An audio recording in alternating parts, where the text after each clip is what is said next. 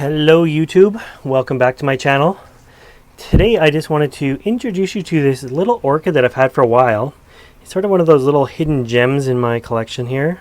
It is Epidendrum porpax, and it is just a little beauty. It goes to show you that not all epidendrums have to be big reed cane epidendrums.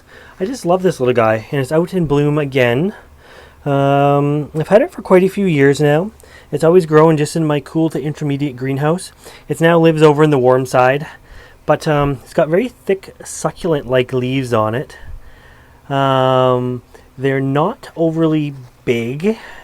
This started as just a couple little strands on this pot here, we'll call it, this mount, and it's done very well for me. And as you can see, the roots are coming out everywhere.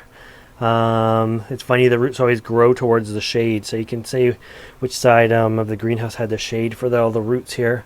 But it's just doing fabulous, and it divides nice and easily, and super low maintenance orchid. This thing dries out pretty easily, the mount, especially with all the roots in it. But really, it works really well. A friend of mine at the Orchid Society makes these. With his permission, I might do a video on how you make these. They're not really mine, so I don't want to take credit for them or anything like that, but they're kind of interesting. But yeah, miniature Epidendrum porpax. Sort of a waxy looking bloom on it. Really neat. As for light, it doesn't take much light at all. It's on sort of the shaded warm wall of the greenhouse now, just sort of hanging out. I've never really taken notice of its bloom time, or like the time of year, if it blooms more than once a year. But it's definitely loaded right now. I can see a few more buds coming out on it as I'm looking. They're very hidden. They just sort of come out on the end.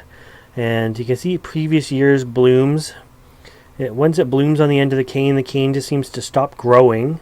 So that's as big as the canes get, but they obviously back in deep branch out with a few more canes each to make this wonderful display. It's too bad it's growing up and over to the side. It's got all this empty room down here, and it hasn't. It's not utilizing it all. It's definitely an upwards grower, but yeah, I might have to take some of these cuttings from the back and just anchor them down below here. So anyway, wanted to just show you my nice miniature epidendrum orchid. As I say, they don't all have to be big 4-foot tall reed stem epidendrums. Some of them are just nice and cute. There's so many different kinds of epidendrums. This one just seems to be ultra low maintenance. It doesn't matter if I always let it dry out accidentally and stuff like that, and it just thrives, just completely thrives. Anyways, bye for now, guys.